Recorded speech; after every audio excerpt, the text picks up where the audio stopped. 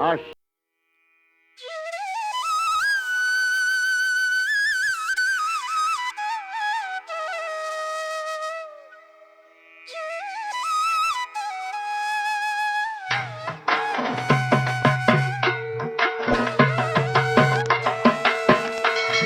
মা, আমার পুজোর পোশাক কিনতে চাই।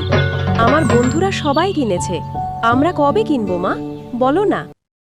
আমাদের কাছে পয়সা নেই মা। কোথা থেকে পুজোর পোশাক কিনবো?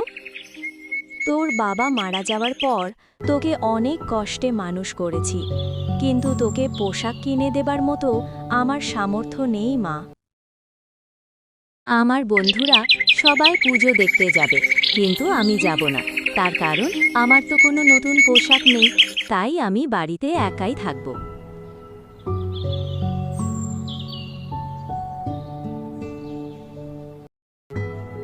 হায় ভগবান, আমি এতটাই অভাগা যে আমার একমাত্র মেয়েকে এক টুকরো বস্ত্রও কিনে দিতে পারলাম না।